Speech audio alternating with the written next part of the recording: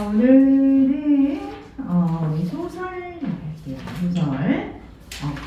우리 현대시, 고전시가 그 다음에 장르 복합 이렇게 했었고, 그리고 이제 소설 들어갈게요. 소설. 네, 여기 우리 마다통에는 시대순으로 되어 있거든. 시대순으로 되어 있는데,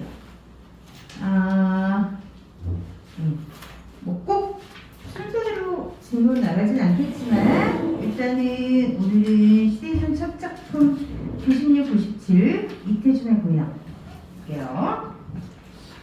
자, 그 전에 우리 스케줄러나 노트에다가 자, 소설 그때 이론 1차로 했었는데 그거 복습하면서 조금 더 이론을 구분할게요.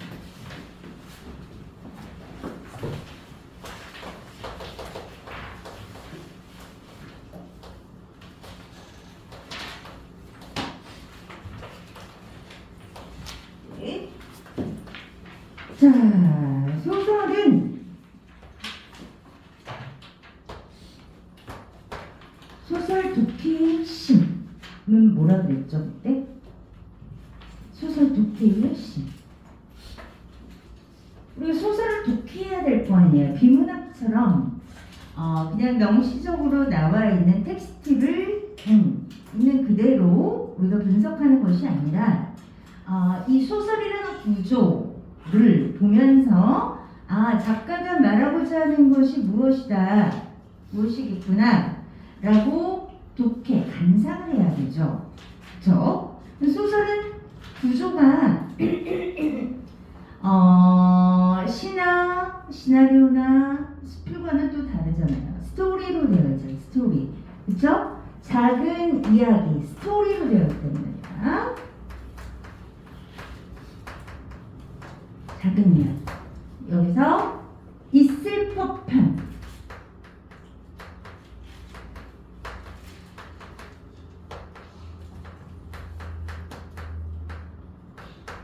현실에서 있을 법한 허무 맥락, 판타지 이런 것이 아니라 현실에서 있을 법한 즉 개연성이죠. 개연성 혹은 리얼리티, 현실성이 있다. 사실성이 있다. 현실을 모방하고 있다. 법한 작은 자 이야기니까 스토리라는 거 아니야. 스토리 그치? 서사는 스토리라는 뜻인데 그러면 스토리가 구성되려면 형성되려면 뭐가 있어야 돼요? 인사례, 인물, 사건. 자 그런데 이거는 팩트가 아니죠. 픽션이야 픽션. 작가가 만들어낸 거라는 거죠. 단지 현실에서 있을 법한 이야기다. 됐어요. 자, 그러면 우리가 이 인사회를 보면은 여기서 필연적으로 발생하는 게 있어. 인간 사회에서. 우리 인간 사회를 보세요. 인간 사회의 축소판이란 말이지. 소설은 축소판이에요. 우리가 살아가는 세상의 축소판이란 말이에요. 뭐가 발생해? 눈 뜨는 순간부터 갈등이 발생하잖아. 새벽부터 축구를 볼 것인가 잘 것인가. 갈등이야 갈등. 내적 갈등. 그쵸? 이 갈등. 엄마가 깨우는데 나 10분만 더 잘게. 엄마와의 갈등. 그쵸? 학원에 오니까 너 왜 늦었어? 선생님 보니까. 갈등의 연속이란 말이죠. 그쵸? 그래서 이 갈등에 주목을 하셔야 되고 갈등의 본질은 이 갈등이 어디에서 왔는가? 이 갈등의 원인이 뭔가? 그것을 독해하고 분석하는 힘을 기르시는 거예요. 이것이 포인트다. 자, 이것을 굉장히 다른 관점으로 설명을 해보면 같은 얘기를 다르게 해볼게요. 자, 작가가 말하려고 하는 게 있을 거 아니야. 작가가 말하려고 하는 게 소설을 통해서 여기서 보면은 정말 황망근을 그렇게 죽게 한 각박한 세태를 비판하면서 동시에 황망근과 같이 정말 이타적이고 순박한 인물, 현대사회에서 찾을 수 없는 그런 인물을 또 이렇게 찬하고 있단 말이지. 작가가 말하고자 하는 메시지가 분명히 있어요. 작가가 포인트를 맞추고 있는 부분. 그러면 작가가 직접 나설 수 없잖아요. 그쵸? 자, 서술자가 서술을 하죠. 서술자. 이 서술자가 누구를 내세워? 주인공, 중심인물을 내세우죠. 중심인물. 자, 중심인물 주인공이라고 하는데 우리가 시에서 시적 화자의 포커싱을 해야 되듯이 소설에서는 이 주인공의 포커싱을 해야 돼요. 이 주인공에 이입돼서 주인공을 따라가야 돼. 보면은 장면마다 이제 주인공이 중심인물이 누군지는 파악되잖아요. 이따가 자, 이 중심 인물을 통해서 작가가 얘기하는 거예요. 자전적 소설 같은 경우는 중심 인물이 작가 자신일 수도 있어. 내 얘기를 얘를 통해서 하는 거지. 그런 경우 많습니다. 또 내 얘기를 내가 하고 싶은 얘기를 어떤 가상의 인물을 만들어서 걔를 통해서 하는 거예요. 그러니까 이 주인공을 우리가 잘 보셔야 돼요. 이게 인물 중심의 독해야. 대부분의 현대소설 여러분들이 배우는 수능에 나오는 수능 특강에 수록된 소설들은 인물 중심의 독해로 거의 90%다 독해할 수 있어요. 인물 중심. 자, 포커싱을 맞춰서 우리 문학은 개념어가 90%입니다. 선지에 다 개념어예요. 인물을 둘러싼 이 외부 세상을 뭐라 그러지? 개념으로. 인물을 둘러싼 세상, 세계, 환경이라고 하죠. 언니? surroundings, 세계라고 해요. 이거를 우리가 자아라고 했을 때 소설은 이 자아와 세계와의 싸움이다. 자아가 세계를 만날 수밖에 없어. 그렇잖아요. 여러분들 혼자 사는 거 아니잖아요. 무인도에서. 설령 무인도에서 혼자 살아도 세계가 있어. 무인도라는. 그렇죠? 그래서 세계는 이거는 인물을 둘러싼 모든 것이야. 인물을 둘러싼 everything이지.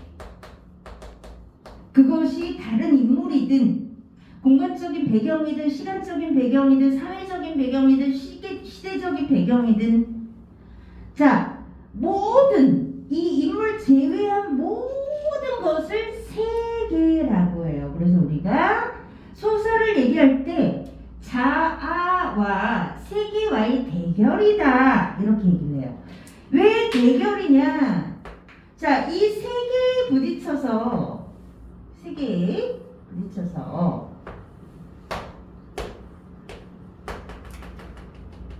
작가가 어떤 반응, 주인공이 중심인물이 어떤 반응을 할 수밖에 없잖아요.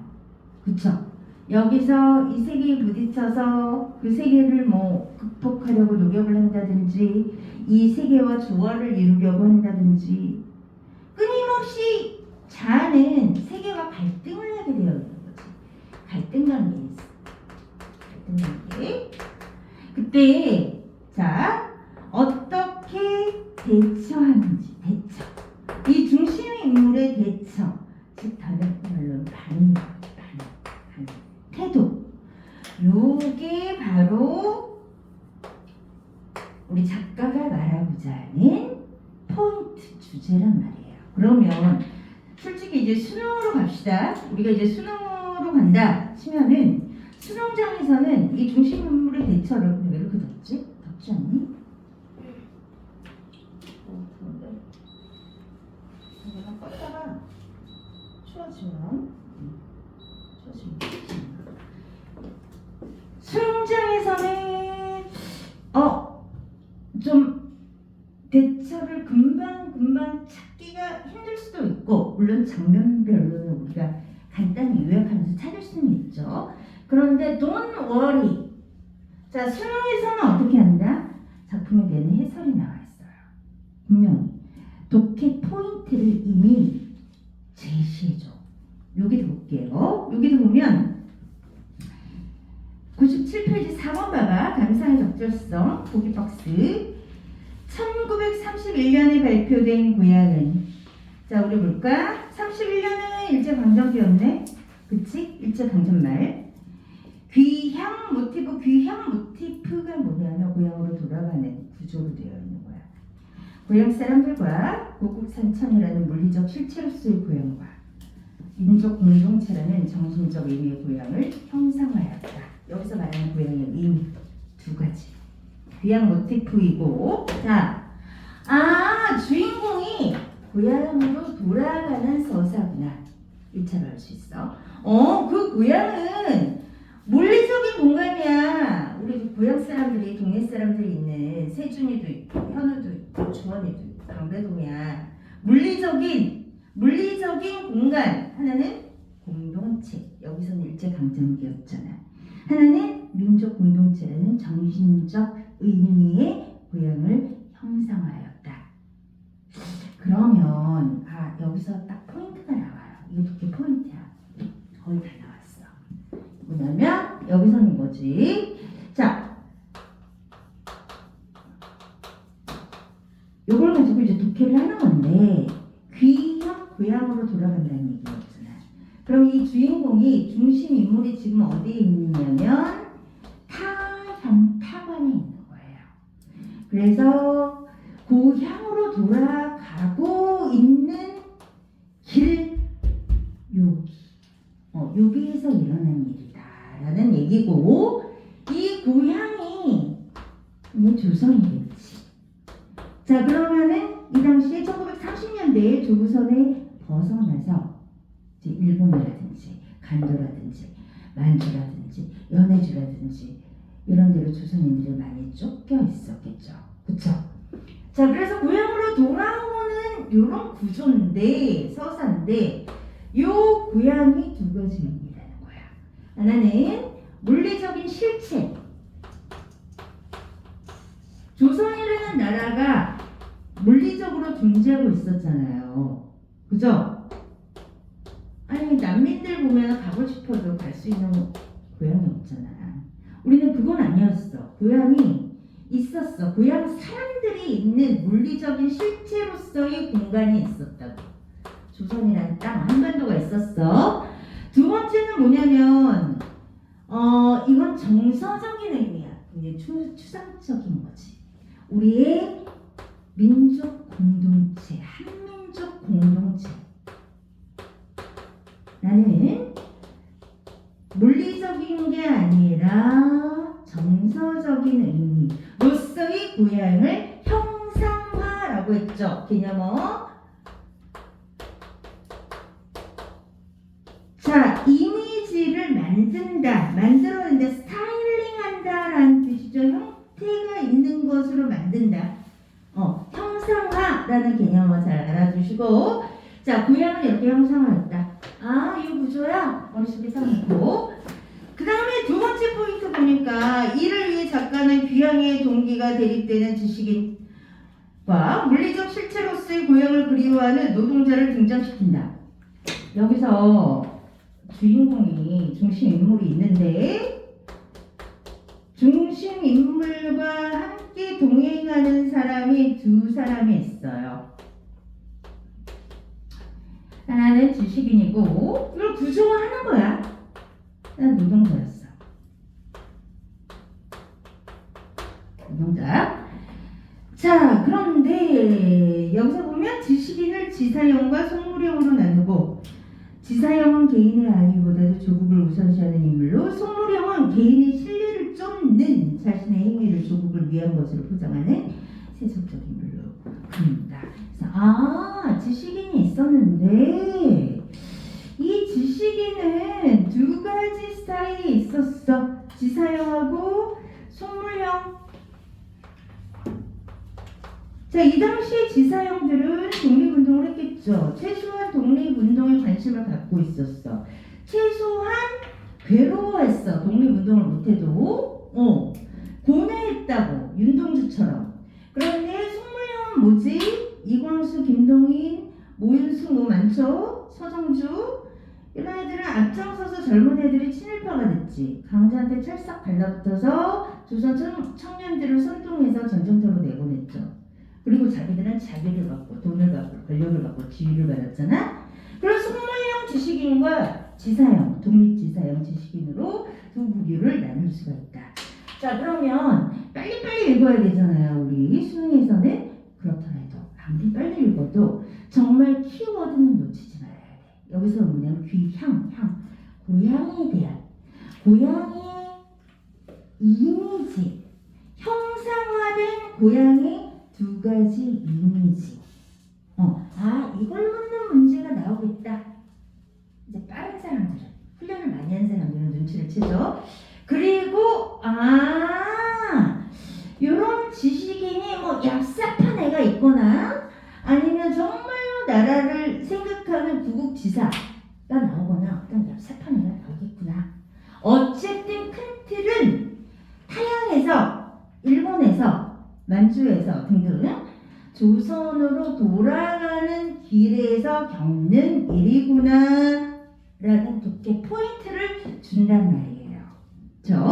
그랬기 때문에 선생님이 아까 얘기한 여기 중심인물이 세계와 만나서 갈등할 때 어떻게 대처하는가는 이 서사 속에 나오겠구나 라는 생각을 할 수가 있겠죠. 그쵸? 자, 지난번에 설명했던 거라서 조금 빠르게 설명했고요. 요게 이제 소설의 감상인데 소설의 감상이라는 것은 결국은 뭐냐면 작가가 소설을 통해서 말하고자 하는 중심 내용이에요. 작가가 관심을 갖고 있는 어떤 가치란 말이야. 사상이고. 그래서 작가의 가치관이나 세계관이 드러날 수밖에 없고 그게 주제다라는 거죠. 그래서 이런 독일 박스 소설의 감상 그러잖아요. 무기를 바탕으로 이끌을 감상 동그라미 봐. 감상은 뭐냐면 주제를 네가 알고 있니? 주제 파악 좀 해봐 이 얘기예요. 이 소설의 주제 파악 좀 해봐요 그 얘기라고. 감상에 대한 문제가 하나 나오고요 소설에서. 그 다음에 소설의 1번 문제로 뭐가 나온다고 했지? 서술상 특징. 그쵸? 내신이든 수능이든 자 서술상 특징은 꼭 나와. 그죠? 다시 한번 감상 문제 하나 나오고 서술상 특징 하나 나오고요. 그 다음은 뭐 밑줄 쳐놓고 이것의 의미가 뭐냐, 인물의 심리가 뭐냐, 뭐 이런 거, 그런 게 나오죠. 자, 서술상 특징은 우리 기억하는 사람 있을까? 지난번에 네 가지 요소를 본다라고. 네 가지 요소. 인물이랑 무슨 이거는 한번 공부해 두면 앞으로 독해할 때 굉장히 쉽습니다. 소설에서 가장 중요한 거. 소설에서 말하는 사람이 누구지? 서술자. 서술자의 위치와 관점을 뭐라 그래? 서술자가 어디에 들어와 있고 어떤 관점으로 얘기하는지. 시점이라고 하잖아. 시점은 시험에 거의 100% 나온다고 봐야 돼요. 시점에 관해서 묻는 문제는 어떤 식으로든 나와. 자, 시점. 그 다음에 두 번째.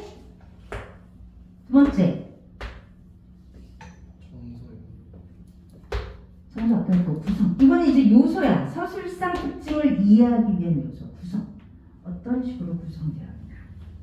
그 다음에 세 번째.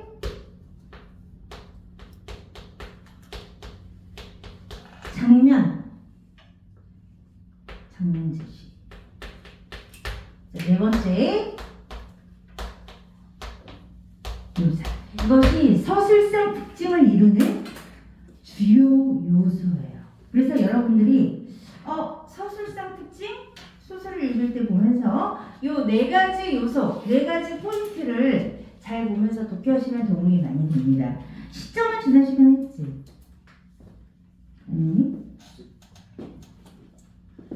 이론, 소설을, 맞습니다. 소설할 때 시를 조심해. 자, 시점. 너무 중요해. 시점 너무 중요합니다. 한번 봐봐. 여기 나오는 소설 중에 시점에 대해서 안 묻는 게 있는지 보세요. 선지에서 나와요. 시점에서 중요한 건 누구냐면 서술자야. 서술자. 말하는 사람. 소설에서 말하는 사람이지.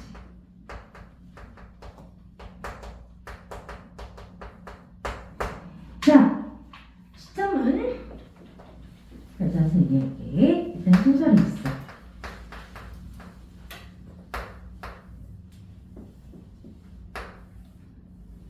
자, 이 서술자가 있어요. 소술자가 작품 안에 들어오면 몇 인칭이지? 1인칭이죠. 얘가 작품 안에 들어와서 얘기하고 있어. 그러면은 서술자 이걸 나야가 내가 얘기하는 거야. 그쵸? 등장인물이에요. 이 서술자가 등장인물이잖아. 소설 안에 있으니까. 그런데 서술을 해. 등장인물이 서술을 한단 말이야. 그러니까 나는 이러고 나오겠죠. 그런데 그 1인칭이 뭐냐면 이 나가 주인공이 있고 관찰자가 있어요.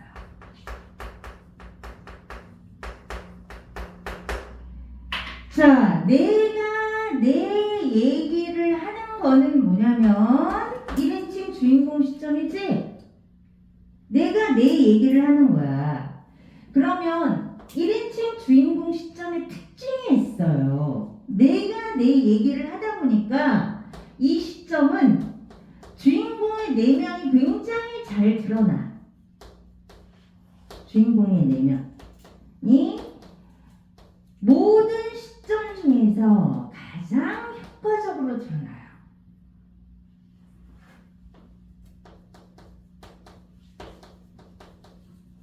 그렇겠죠? 그리고 또 하나의 특징이 있어. 또 하나. 다른 인물의 내면을 파악할 수 있다. 다른 인물의 내면을 파악할 수 없어요. 자기만, 자기, 주인공의 심리만 나타나. 심리만 제일 정확하게 나타나고 다른 인물의 심리 서술은 못하죠. 어쨌든 주인공의 심리 서술이 가능해.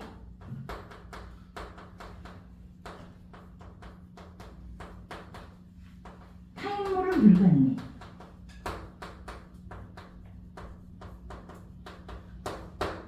자, 그리고 또 뭐냐면 관찰자 시점인데 관찰자 시점은 주인공이 따로 있잖아. 내가 관찰만 하잖아요. 그렇죠?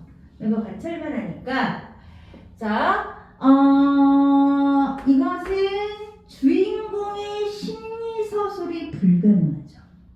그치? 우리가 주로 주인공이 포커싱 되어 있잖아요. 중심 인물이잖아. 아까 그랬잖아. 주인공한테 포커싱 하라고. 근데 주인공의 심리 서술은 얘는 못하지. 관찰만 하는데 못하지. 다만 서술자에 뭐가 있어? 추측은 가능하겠지.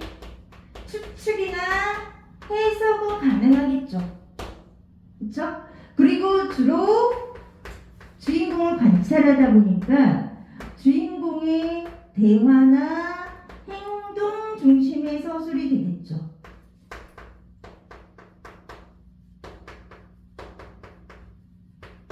그렇겠죠? 그래서 이런 차이가 있습니다. 그리고 독자 입장에서 봤을 때는 좀 더 서술자랑 거리가 좁다, 거리가 짧다, 거리가 좁다, 가깝다, 거리가 가깝다라는 느낌이 드는 게 1인칭 주인공 시점일까요? 1인칭 관찰자 시점일까요? 독자 입장에서 봤을 때, 소설을 읽을 때 이건 등장인물이랑 가까운 거예요? 서술자랑 가까운 거예요? 서술자랑 가깝다고 느끼는 경우 1번이에요, 2번이에요? 왜냐하면 내가 내 얘기를 해주는 거야. 아, 내가 이때 이랬는데 이래서 이랬어. 그녀가 그래서 이렇게 해가지고 내가 너무 마음이 아파. 나는 그래도 그렇지만 이걸 극복해 보려고 해. 마치 내가 내 이야기를 직접 들려주는 듯한 효과가 있기 때문에 요 1번이 다시 한번 독자와 서술자의 거리가 가까워요. 거리라는 개념이 있거든, 소설에서. 자, 그렇게 해서 우리 1인칭 주인공 시점의 특징, 그 다음에 1인칭 관찰자 시점의 특징 같이 알아두시고요. 그 다음에 자, 서술자가 밖으로 나왔어. 밖으로 나왔으면 이거는 3인칭이죠. 3인칭 시점이지. 3인칭 시점 두 가지는 뭐냐면 서술자가 밖에서 거의 G.O.D. 신이야, 신. 그러니까 다 알아. 제 신이 다 알고 앞으로 어떻게 될지 다 알고 얘기를 해줘. 다 알아 전지적 작가 시점이라고 하죠. 전지적 작가 시점. 또 하나는 뭐냐면 그냥 관찰만 해. 작가 관찰자 시점이라고 하죠. 그럼 전지적 작가 시점하고 관찰자 시점으로 나누는데 이것도 전지적 작가 시점에서 가능한 건 뭐냐면 인물의 무엇을 서술할 수 있다? 그렇지. 심리서술이 가능하다는 거지. 심리서술이 가능합니다. 그리고 때때로 작가가 개입하기도 해요. 현대소설에서는 잘 드러나지 않지만 고전소설에서는 작가의 개입이 종종 드러난다. 자, 관찰자 시점에서는 관찰자 시점 뭐냐면 심리서술 없어요. 관찰만 하는 거잖아.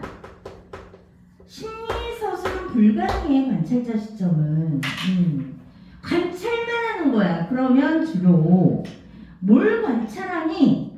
중심인물이면 중심인물이 뭘 관찰하겠어요? 행동, 대화 이런 걸 관찰하겠지. 그러니까 주로 인물의 행동, 대화를 관찰하여 서술하죠. 자, 예전에 소설할 때 선생님이 중요하다라고 하면서 기억해라라고 했던 게 이렇게 인물의 행동과 관찰을 객관적으로 서술하는 걸 뭐라고 하죠? 간접 제시라고도 하고 우리 여기 시점에서는 극적이다, 객관적이다, 간접적이다, 극적이다. 이 극적이라는 뜻은 뭐예요? 극적. 연극의 극이야. 연극에서는 무대에서 행동하고 대화로 보여주잖아. 그치? 연극에서는 서술자가 설명을 해주지 않잖아요. 배우가 나와서 대화하잖아. 대화하고 뭐 연기하고 그러잖아요. 그러니까 인물의 행동과 대화를 통해서 보여주는 극적 제시 방법이라는 거지. 이런 개념어도 한번 정리해 두세요. 이 기회에. 알겠죠? 그래서 이거는 3인칭 관찰자 시점은 극적 제시가 이루어집니다. 그래서 선지에 보면은 인물의 행동을 극적으로 제시하고 있다 했는데 도피는 다 됐는데 극적 제시라는 개념어를 몰라서 틀리면 억울하겠죠. 그쵸? 자, 그래서 간단하게 시점을 했는데 간략하게 핵심만 여기서 기억해야 될 거 1인칭 주인공 시점하고 자 3인칭 전지적 작가 시점 둘만 중심인물의 심리서술이 가능하다는 얘기야.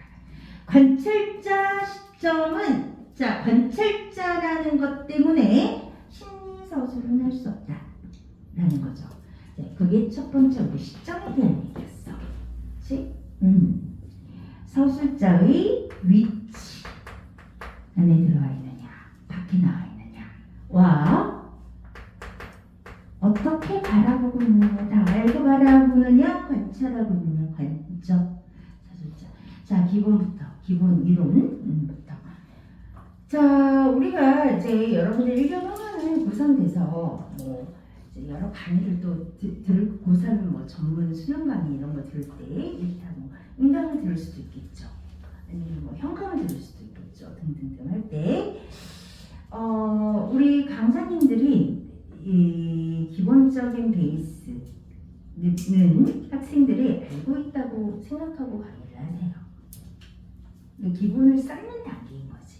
그러면 2학년은 그래서 지금 다시 한번 지금 얘기하면 굉장히 중요한 이론 개념이에요. 그때 하긴 했는데 시점까지 했던 것 같아. 네. 구성은 그야말로 여러 가지 구성이죠. 근데 구성이 여러분들이 배운 구성이 수능적 구성은 뭐지? 시간의 흐름. 시간의 흐름에 따른 이걸 한 단어로 하면 뭐라고 그러냐면 시간의 흐름에 따른 사건의 전개를 서사라고 해요. 서사. 수능적 흐름. 자, 그러면 이 수능하고 반대되는 건 뭐죠? 현재에서 과거로 가는 거. 갑자기 과거로 가. 현재였는데 과거로 가. 수능이 아니라 역행적 구성. 역행적 구성. 다른 말로 하면 입체적 구성이다. 그래서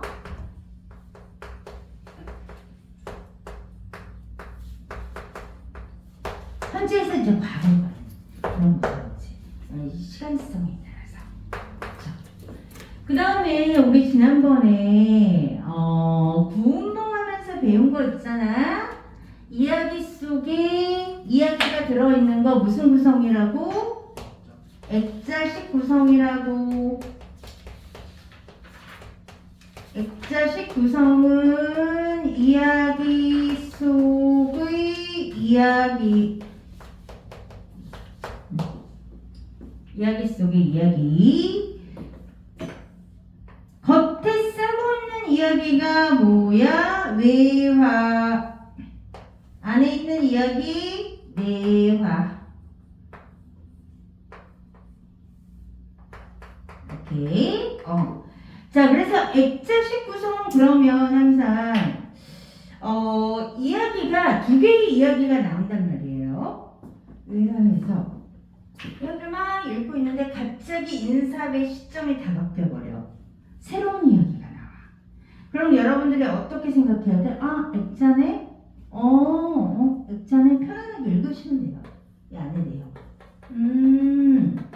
그러다가 이 내화에서 외화로 빠져나오는 요 순간 유레카! 이래서 이 이야기가 이 안에 들어있었던 거구나 라고 하면서 외화랑 연결이 되는 요소가 보여요. 그래서 내화를 집어넣구나 라고 깨닫게 되죠. 그래서 이 지점이 굉장히 중요해요. 내화에서 외화로 다시 나오는 부분. 그러면 우리가 왜 이런 구조를 만드느냐. 그냥 수행 구성, 역행 구성하지. 왜냐면 쌓여져 있잖아. 내화가 외화라는 포장지 겉에 쌓여 있잖아요. 그쵸? 그러니까 얘가 더 효과적으로 도드라져 보이는 거지. 독자는 이 내화에 더 집중할 수 있게 하는 거예요. 독자가.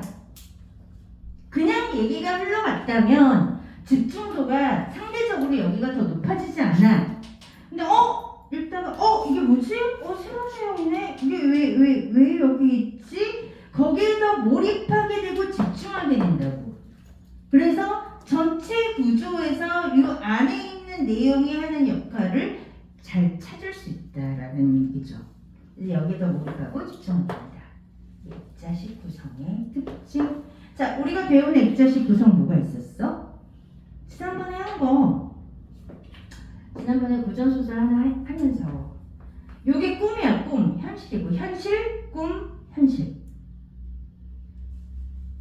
현실에서 유권대사한테 혼나서 꿈꿨잖아. 그래서 양소유가 돼가지고 북의 영화를 누리다가 다시 꿈 깼잖아.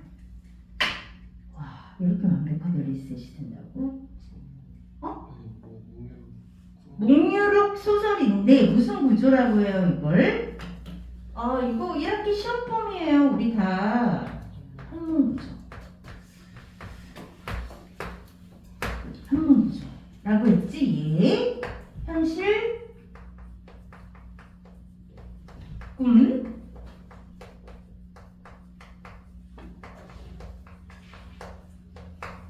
현실, 액체식 구성 많이 나온다라는 얘기죠. 종종 나온다라는 얘기고, 그 다음에 또 어떤 구성이 있냐면 교차 구성이라는 게 있는데, A라는 사건하고 B라는 사건이 서로 이렇게 맞물려서 돌아가요. 2010년도에 너희들이 몇 살이었지? 몇 살이었니? 2010년 3살? 잘 모르겠구나. 시크릿 가든이라는 드라마가 있었거든. 모르지?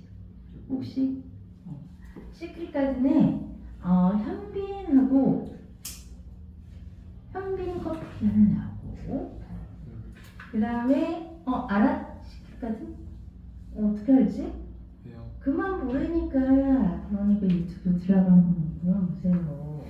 어쨌든 그 교차 구성이 나오는데 뭐냐면 이거는 한 커플의 이야기가 가면서 또 다른 커플 이야기가 같이 이렇게 가는 거야.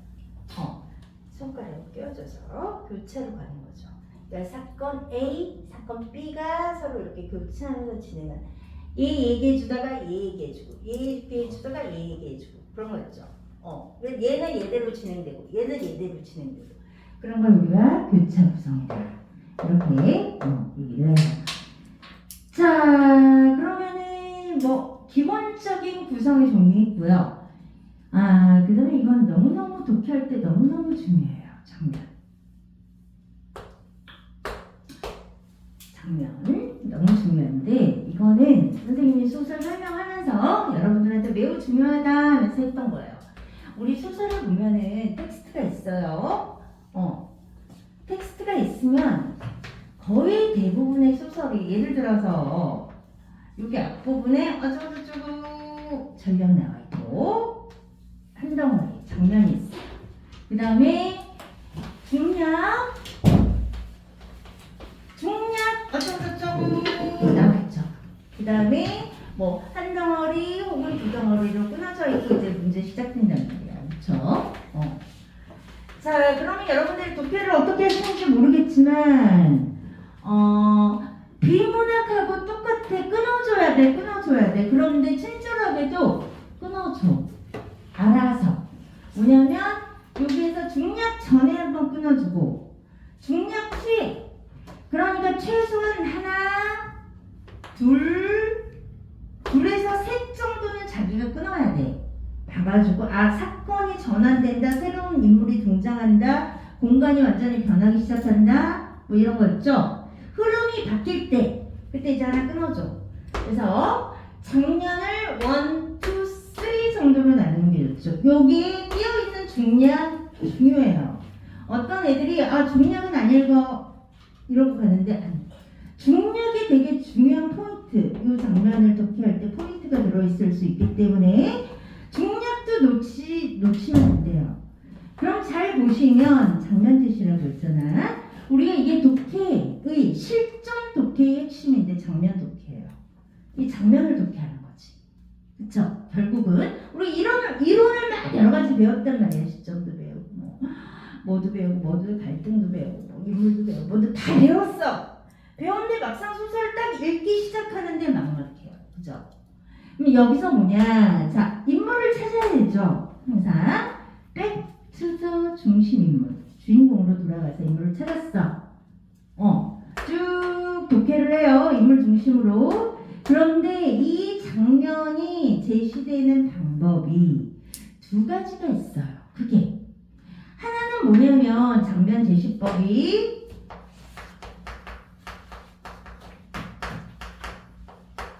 그러니까 이게 지금 오늘 하는 서술성 특징 4가지 요소가 실제 여러분들이 독해할 때의 포인트가 되는 거예요.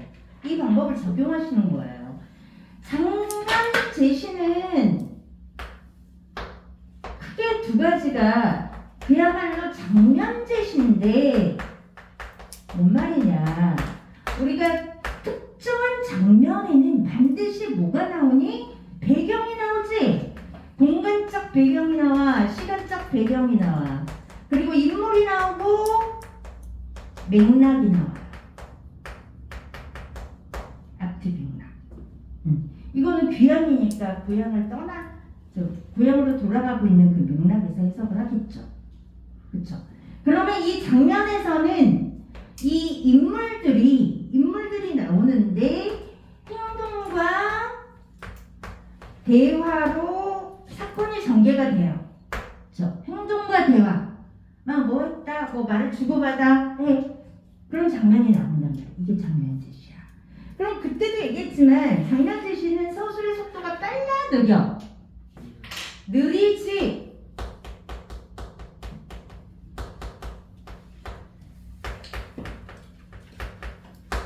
그잖아. 서술의 속도가 느려요. 자, 그러다가 갑자기 그러던 땡땡이는 그 어디로 가서 뭐 결혼을 해서 아이를 낳고 뭘 하다가 다시 고향에 돌아오게 된다. 한 4-5줄로 한 4-5년 동안 일어났던 일을 사머리에서 압축해서 설명하는 부분이 나와. 그 부분은 뭐야? 요약적 제시라는 얘기죠. 요약적 제시. 서머리.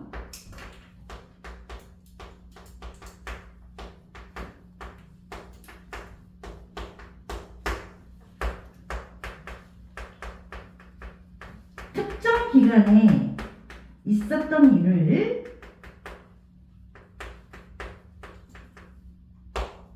압축해서 요약 설명하는 거예요. 설명. 얘는 지금 묘사하는 거잖아. 제시하는 거잖아. 행동으로 대화로.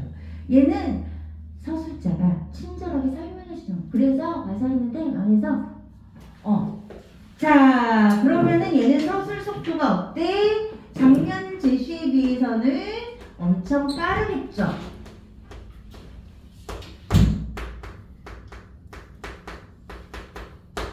그래서 이 장면 제시는 장면의 제시, 인물의 행동과 대화로 전개되는 특정 장면의 제시와 그 다음에 빠르게 설명하는 요약적 제시로 나눌 수가 있고, 모든 소설은 장면 제시와 요약적 제시가 어떻게 되어 있어?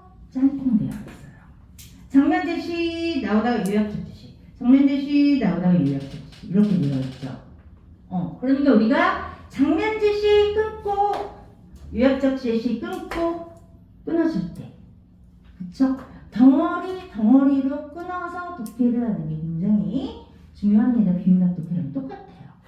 아시겠죠? 그래서 장면까지 있고, 4번이 뭐냐면 묘사잖아. 묘사.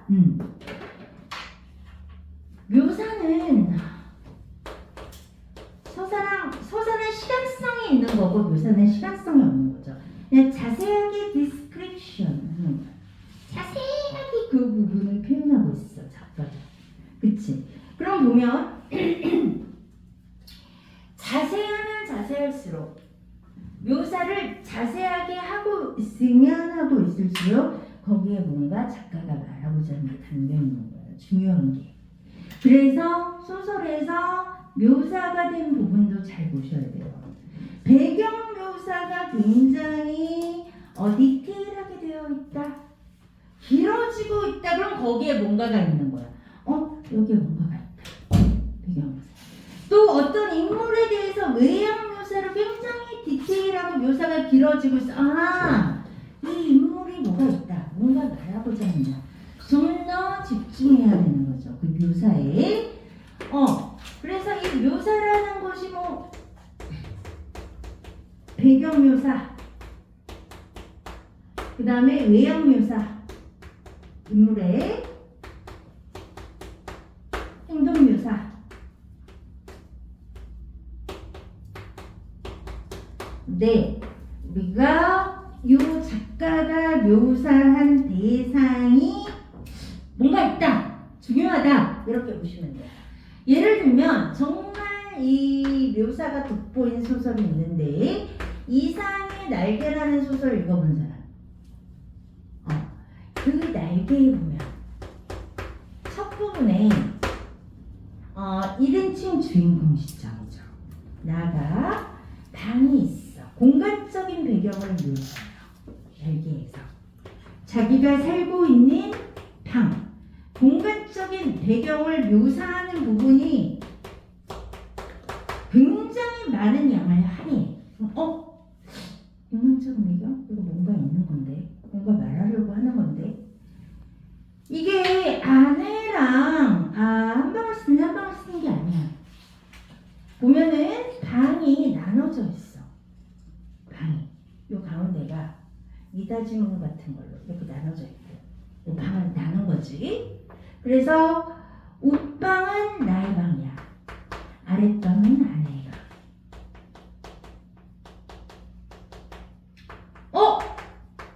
이거에 대해서 묘사가 길어져. 그러면 우리가 일단 부부인데 왜 방을 따로 쓰지?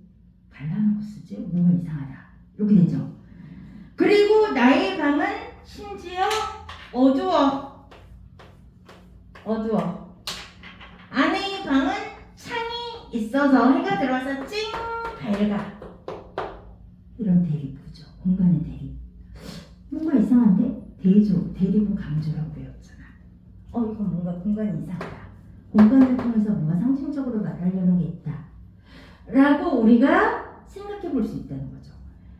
그런데 이 나가 어떤 행동을 하냐면 부인만 나가면 일로 기어 들어와서 자는 척 하다가 아내 방으로 기어 들어와. 그래서 와 좋다 맑다. 역시 아내의 방은 좋아. 와 아내가 그 바르는 화장품이네. 그러면 꺼내서 화장품 막 냄새 맡고 향수 냄새 맡고 막 두리번거려 아내가. 소위 말하는 약간 변태 아니에요? 그럴 수 있는데 그런 장치를 한 이유가 있는 거지. 이상해. 그러다가 아내가 오기 전에 얼른 들어가. 심지어 아내가 용돈을 줘. 얘 백수야 하야. 잠만 자. 맨날 잠만 자고 일어나서 아내가 준 돈으로 군것질을 하러 다니고 좀 다시 돌아와서 자. 아내는 얘한테 돈을 주면서 마음껏 나갔다 오고. 근데 아내의 직업이 이제 약간 율랑 여성이었죠. 성매매하는 아내였던 거야. 그런데 내가 나중에 그걸 목격하게 되는 거지. 그래가지고 집을 뛰쳐나서 그런 얘기예요. 그런 얘기인데 이게 고3 때, 고2 때 내가 입시를 위해서 배울 때는 이런 소설이 있어 그랬거든. 뭐 이래. 짜증나. 이러면서 읽었어. 주인공에 대해서. 지금 다시 성인이 돼서 읽으니까 와 명작이다. 정말 명작인 거야. 처음부터 끝까지 군더더기가 없어. 이 장치들이.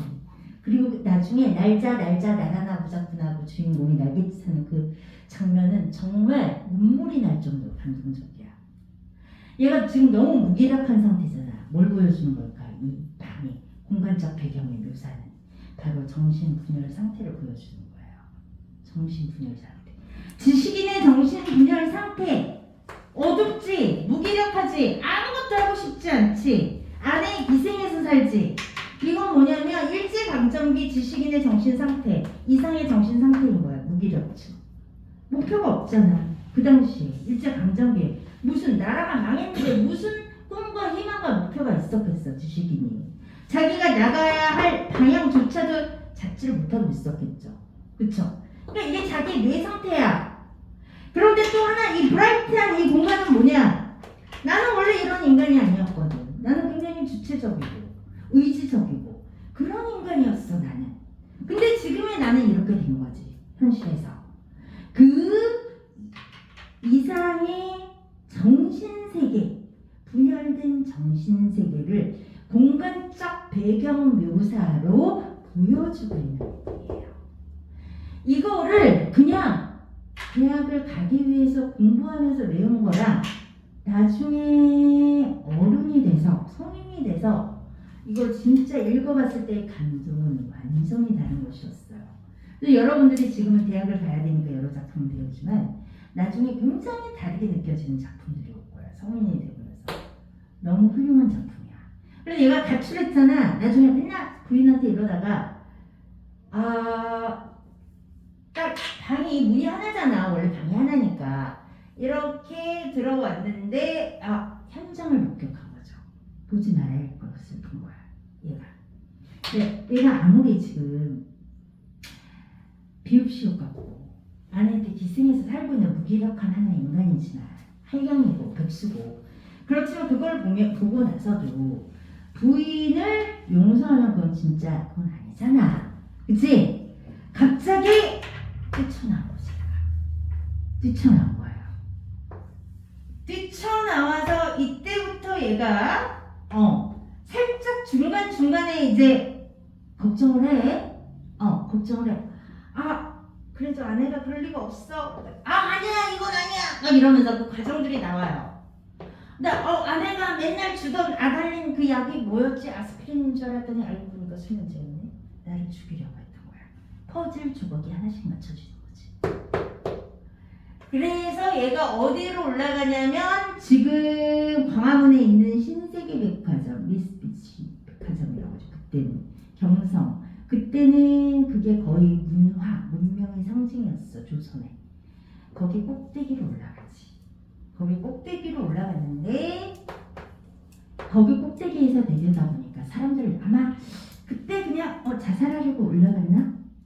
갑자기 올라가. 이상하잖아.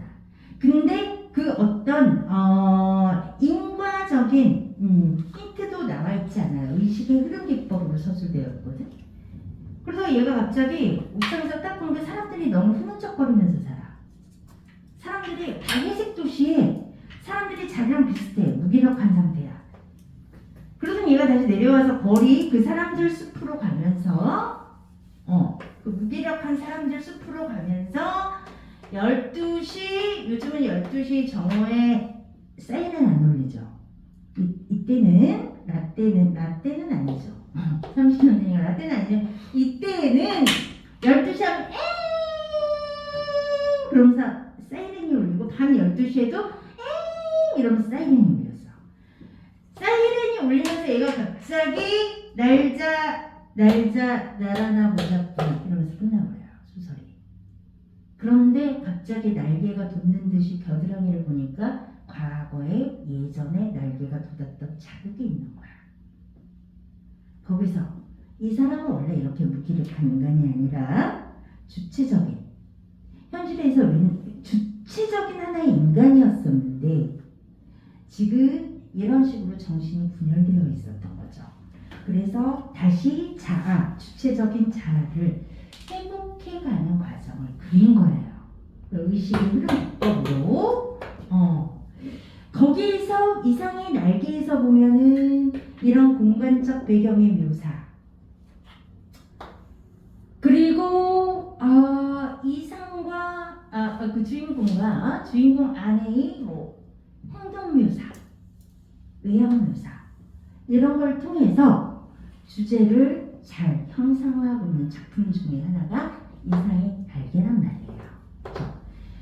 자, 그래서 지금 예를 들었는데 이 서술상 특징에는 사건, 시점, 구성, 장면, 그리고 묘사 요 네 가지 요소를 가지고 여러분들이 독해하는 훈련을 이렇게 하시다 보면은 서술상 특징이 굉장히 쉽게 잡히실 거예요.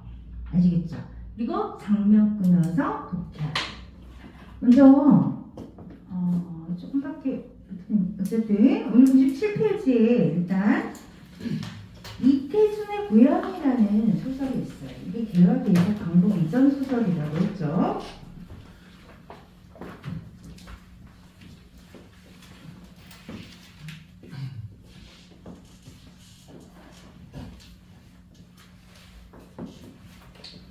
자, 실전 소설 완성 이태준의 고양. 여러분들이 먼저 문제 빨리 한번 풀어보세요. 이거 쓱 읽어보시고 한번 읽어보시고 문제 풀어보시면 이 선생님이 할게요.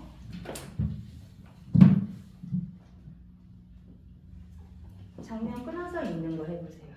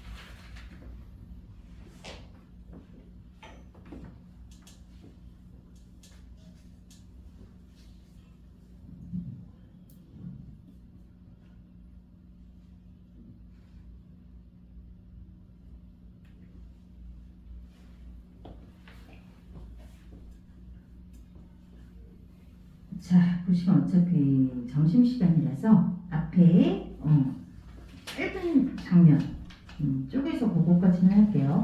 4번에 문제 4번에 보시면 우리가 아까 독해 포인트를 정했어요. 이게 뭐냐면 이건 귀향 모티프다. 고향으로 돌아가는 거고. 자, 그래서 고향의 의미, 여기서 말하고 있는 고향의 의미가 뭐냐. 그리고 이 사람이 그러니까 동양 사람을 만나는데, 같은 고향 사람을 만나는데 지식인도 있고 노동자도 있다. 그 지식인은 이런 의미가 있다. 자, 오케이. 들어가면은 지금 딱 보니까 중간에 중략 있죠. 중략 앞뒤로 나누시는 거. 중략 앞부분에서 자르세요. 이게 하나의 장면인데 여기서 이게 한 덩어리의 장면인지 혹은 한 뭐 2개 정도로 자를 수 있는지 한번 볼게요. 첫 번째, 부산 부두에 발을 올려 딛는 때부터 내 고향이다. 그런데 보니까 인용표가 있죠. 이거 속으로 생각한 거야. 그러니까 1인칭 시점이 아니죠. 내 고향은, 근데 여기 보세요. 이 고향이 지금 조선이라고 했잖아. 일제시대 때 조선이라고 했죠. 내 고향은, 여기 밑줄 주세요. 나에게 편안히 쉴 자리를 줄 리가 없다. 당연하겠지. 일제시대니까. 일제에 의해서 초토화됐을 테니까. 그리고 그것을 이게 더 중요해. 왜냐면 이거는 중심 인물의 심리거든. 아까 그랬지. 중심 인물의 심리, 중심 인물의 반응에 초점을 맞춰서 독해라 그랬죠. 밑줄 쫙 쳐. 그것을 바라고 그것을 꾀할 나도 아니다. 뭐냐면 내가 편안해지려고 고향에 가는 게 아니라는 얘기예요. 그러니까 이 사람이 나 이제 일본에서 나 너무 힘들어. 나 진짜 조선으로 편히 쉴래. 이래서 가는 게 아니란 얘기야. 자, 이 부분에서 이 사람은 적어도 어떤 속물적인 지식인은 아니라는 거지. 그곳에서 그럼 가는 이유가 있어. 여러 동무들이 있을 것이다. 어서 신들매 신발 묶는 끝을 풀지 말고 그대로 뛰어나오시오. 이거 가로치세요. 이거는 누가 하는 말이냐면은 친구들이 하는 말이야. 당신은 이제 주인공이다. 온몸을 사리고 저편에 붙지 말고 용감하게 우리 속에 와 끼어주시오. 바로 닫아. 이렇게 부르짖는 힘차고 씩씩한 친구들이 나를 맞아줄 것이다. 여기에서 여러분들이 여기에서 영감을 받으셔야 돼요. 해석이 되셔야 돼요. 자, 어서 달려가다. 이거는 뭐냐면 지금 마음속, 주인공이 마음속으로 생각한 부분이에요. 고향으로 돌아가면서 생각한 부분이야. 고향으로 내가 귀향하는 귀향 동기가 나와 있어요. 뭐죠? 친구들을 만나러 가는데 그 친구들이 나한테 말하고 있는 게 있잖아. 야, 너라면 일자한테 붙지 말고. 그렇지. 야, 너는 있잖아.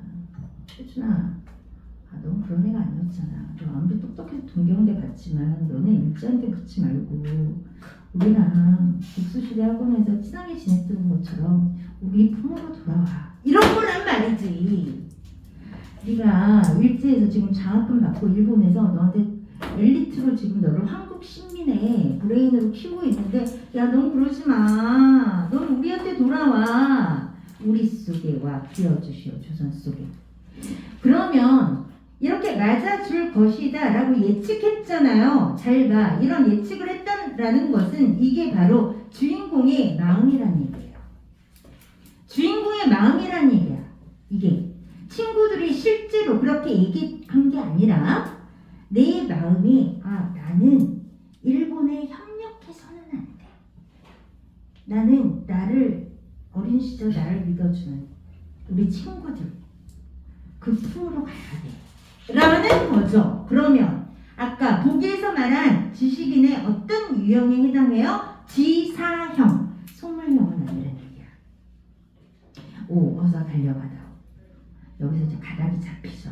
주인공의 아이덴티티에 대해서. 이름이 나오네, 윤건이라고 나오네. 중심인물은 동그라미 쳐 윤건은 찻속이 좁고 갑갑한 듯이 땅에 저른 학생. 학생복 저고리 학생이란 말이야. 대학생 벗어놓고 셔츠 바람으로 몇 번이라 승강대에 나와서 날아가는 승강대에 나와서 배야 배 날아가는 이국의 일본의 반경치를 내다보곤 하였다. 그 이튿날 아침 그랬죠? 그러니까 내다보곤 하였다해서 끊으세요. 장면 처리 끊어. 여기서 장면 하나 끊고 넘어가는 거지. 그 이튿날 아침 그랬으니까 이건 순행적 구성이네. 여기까지 장면 요약하면 윤건이가 자 고향으로 향하고 있는 거야. 고향으로 가는 배 안에 탄 거야. 내 자신을 맞아줄 친구들이 있는 고향으로. 그렇죠? 그럼 우리 요약할 때 요약하기 힘들어요. 짧게 하고 싶은데 짧게 하는 방법이 있어. 주어 서술어만 찾으세요. 윤건이 고향으로 향한다. 이렇게. 그 정도만 하셔도 돼요. 그 정도만 하고 윤건이 이런 캐릭터네. 윤건이 고향으로 가고 있네. 끝. 다음 단락 요약 하시는 거죠. 오케이. 근데 이제 여기서부터 이제 장면 제시 장면 제시가 나오는데 자 그러면 이제 점심 시간이니까 점심 먹고 이어서 두 개 하겠습니다. 자 12시 40분까지 점심 먹고 절대 졸지 말고 점심